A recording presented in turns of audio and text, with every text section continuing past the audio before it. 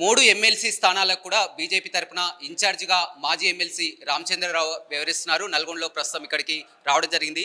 Sir, మొత్తం మీద ఎలా ఉండబోతుంది? మూడు స్థానాల్లో కూడా ఆ పోటీకి ఇప్పటికే అభ్యర్థులను కూడా ప్రకటించడం జరిగిందా? ఎలా ఉంటుంది? ఇప్పుడు అక్కడ మాకు 7 ఎమ్మెల్యేలు ఉన్నారు, 4 ఎంపీలు ఉన్నారు. అంతకన్నా పెద్ద ముఖ్యం, ప్రజల్లో ఇంకా యాంటీ బీఆర్ఎస్, యాంటీ కాంగ్రెస్ భావన ఉన్నది. ఇక్కడ కూడా సేమ్ అదే భావన ఉన్నది. అంటే ఈ యొక్క మూడో స్థానంలో కూడా నల్గొండ, ఖమ్మం, వరంగల్లో కూడా వాస్తవానికి అక్కడికన్నా ఇక్కడ కొద్దిగా రాజకీయంగా కొద్దిగా అంత బలం మాకు ఇక్కడ లేదు. కానీ బలం పుంజుకుంది. మన పార్లమెంట్ ఎన్నికలు చూస్తే మా ఖమ్మంలో శాతం వచ్చిన ఓటు కానీ, నల్గొండలో శాతం సైదిరెడ్డి గారికి వచ్చిన ఓటు శాతం చూస్తే ఇక్కడ విద్యావంతులు మాకు ఎక్కువ వేశారు. ఆ విద్యావంతులు కూడా ఎక్కువ టీచర్లు, ప్రభుత్వ ఉద్యోగస్తులు వేశారు. తర్వాత ఈ మొన్న మోదీ గారి ఒక ఏదైతే ఇన్కమ్ ట్యాక్స్ దాని మీద ఏదైతే 12 lakhs దాకా పెంచడం జరిగిందో, దాంతో ఈ ఉద్యోగస్తులు ఏదైతున్నారో శాలరీ క్లాసెస్ వాళ్ళు చాలా ప్రభావితం అవుతారు. డెఫినెట్గా బీజేపీ 3 సీట్లు కూడా గెలుస్తామని చెప్పి మాకు పూర్తి నమ్మకం ఉన్నది. ఒకటి, అక్కడ మాకు బలంగా ఉన్నది. రెండోది, ఇక్కడ ప్రజల్లో anti BRS, anti TRS wave ఉంది. బీజేపీ పెరుగుతుంది ఇక్కడ. తర్వాత విద్యావంతులు ఈరోజు బీజేపీ వైపు వారు చూస్తున్నారు. కాబట్టి డెఫినెట్గా ఈ 3 సీట్లు కూడా బీజేపీ గెలుస్తాయి. అంటే మీ ఉత్తర తెలంగాణలో మీరు అన్నట్లు కూడా ఆల్రెడీ బీజేపీ ఎమ్మెల్యేలు కానీ, ఎంపీ అభ్యర్థులు కానీ ప్రధానంగా వరంగల్, ఖమ్మం, నల్గొండ జిల్లాకు వచ్చే వరకు కూడా ఎలా ఉండబోతుంది? ఇవి ఈ మధ్య కూడా పెరిగింది. ఇక్కడ మీరు గతంలో మీరు ఇంతకుముందు చెప్పినట్టు ఖమ్మంలో మీ పార్లమెంట్ పోటీ చేస్తుంటే మాకు 15,000, 20,000 వచ్చేది. పార్లమెంట్కి 30,000 మ్యాక్సిమం. మొన్న మాకు 1,80,000 వచ్చినాయి ఓట్లు. ఇక్కడ హుజూర్ నగర్, కోదాడు ఇవన్నీ కూడా కలిపి గతంలో మాకు ఒక అసెంబ్లీలో 2,000, 3,000 కన్నా ఎక్కువ రాకపోయింది. ఈసారి 23,000, 24,000 అట్లా వచ్చే జరిగింది. సో కాబట్టి మాకు ఓటు శాతం పెరిగింది. మాకు సౌత్ తెలంగాణలో కూడా ఓటు శాతం పెరిగింది. అదేవిధంగా ఖమ్మంలో కూడా మాకు అంటున్నట్టు కమ్యూనిస్ట్ ఏరియాలోనే మాకు ఓట్లు ఎక్కువ వచ్చినాయి. Warangal already BJP strong hold అక్కడ. సరే, రాజకీయంగా మేము గెలకపోవచ్చు వేరే మాట, కానీ అక్కడ ఆర్ఎస్ఎస్ కానీ, ఏబీపీ కానీ ఇవన్నీ కూడా చాలా స్ట్రాంగ్ ఉన్నాయి. దీంతోపాటు తపస్సు అనేటటువంటి సంస్థ టీచర్స్లో ఇప్పుడు ఈ మధ్య కాలంలో బాగా స్ట్రాంగ్ పెరిగింది. అది మన ఏబీ రెడ్డి గారు గెలిచారు హైదరాబాద్లో.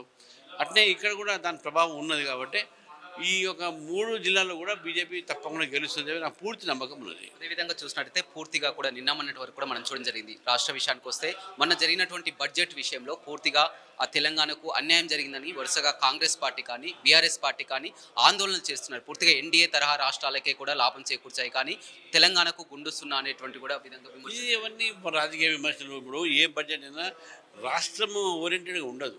రాష్ట్రం ఓరియంటెడ్గా ఉండదు. బడ్జెట్ మొత్తం దేశానికి ఉంటుంది. ఈరోజు 10 లక్షల బడ్జెట్ 10 లక్షల రూపాయలు ఒక ప్రాజెక్ట్కి ఇస్తే, ఒక స్కీమ్కి ఇస్తే అది దేశంలో అన్ని రాష్ట్రాలకి వర్తిస్తుంది. రేపు వాళ్ళు బడ్జెట్ పెట్టి కాంగ్రెస్ పార్టీ ఇక్కడ తెలంగాణలో ఎన్ని జిల్లాల పేర్లు తీసుకుని చూద్దాం మనం. 33 జిల్లాలు ఉండే 33 జిల్లాలు చెప్తారా వాళ్ళు? హైదరాబాద్ జిల్లాకే మనం మాట్లాడట్లేదు. 33 జిల్లాలు ఏం మాట్లాడుతున్నారు? సో ఇవన్నీ ఏంటంటే అర్థం లేనిటువంటి ఒక ఆర్గ్యుమెంటు.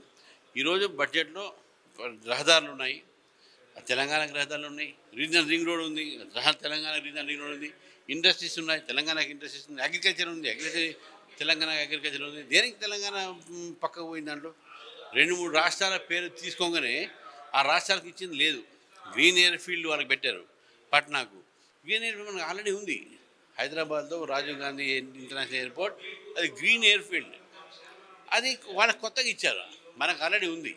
సో కాబట్టి ఇవన్నీ కూడా ఏంటంటే రాజకీయమైన విమర్శలు. కానీ సత్తా లేకపోతే ఇవన్నీ విమర్శలు వస్తాయి. దాంట్లో ఏమున్నాయి చూడాలి కదా. దాని మీద మరోవైపు కాంగ్రెస్ ప్రభుత్వం కూడా ఇటీవల చూస్తున్నాం మనం కులగణన అంశాన్ని కానీ, అదేవిధంగా ఎస్సీ వర్గీకరణ అంశాన్ని కానీ వాళ్ళ మొత్తం కూడా క్యాబినెట్లో చర్చించి కూడా అసెంబ్లీలో చర్చకు పెడుతున్నారు. కులగణన విషయంలో మేము ఇచ్చినటువంటి మాటను నిలబెట్టుకున్నామని కూడా మంత్రులు కానీ ముఖ్యమంత్రి చెప్తున్నారు. కులగణనతో వచ్చే లాభం ముందు చెప్పాలి.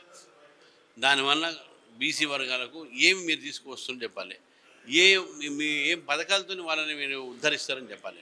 వాళ్ళ సాధారణీకరణ అంటే ఎంపవర్మెంట్, బీసీ ఎంపవర్మెంట్. వీళ్ళు మాట్లాడేది ఏంటంటే బీసీ ఎంపవర్మెంట్ గురించి. ఈరోజు బీసీ ఎంపవర్మెంట్ చేసేది బీజేపీ. నరేంద్ర మోదీ గారు బీసీ, నరేంద్ర మోదీ గారు క్యాబినెట్లో మెంబర్స్ ఉన్నారు బీసీ, మాకు ముఖ్యమంత్రి సగం మంది ఉన్నారు బీసీ.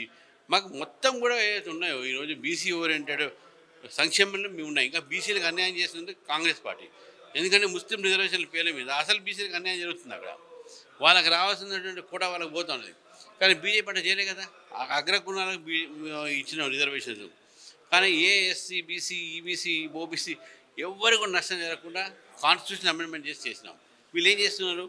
వీళ్ళు చేసే పని ఎంత అయింది? సమాజాన్ని మీరు కులగణన చేసేసి రాజకీయం కూడా చేయొద్దు. మీరు రాజకీయంగా చేస్తే సమాజాన్ని విడగొట్టినది. మీరు నిజంగా వాళ్ళ సాధారణీకరణ చేస్తే మీరు పథకాలు తీసుకున్నారో వాళ్ళ దగ్గర తీసుకోపోండి. ఇంతకు మీరు రేషన్ కార్డు సరిగ్గా ఎవరికి ఇస్తారు? మీరు వాళ్ళ పాపులేషన్ తీసుకొని మీరు ఆ పాపులేషన్కి ఏం చేస్తారు?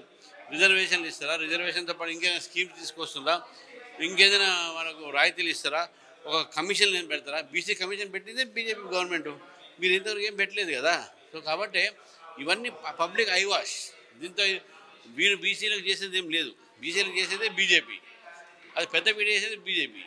రైట్, చూడొచ్చు త్వరలో జరగబోయే ఈ 3 ఎమ్మెల్సీ స్థానాలను కూడా ఖచ్చితంగా బీజేపీ గెలుచుకుంటామని కూడా మాజీ ఎమ్మెల్సీ రామచంద్రరావు చెప్తున్నారు. Over to studio. మరిన్ని వీడియోస్ కోసం ఛానల్ ని సబ్స్క్రైబ్ చేయండి. లేటెస్ట్ అప్డేట్స్ కోసం వాట్సాప్ ఛానల్ ని ఫాలో అవ్వండి. ఆ లింక్ డిస్క్రిప్షన్ లో ఉంది.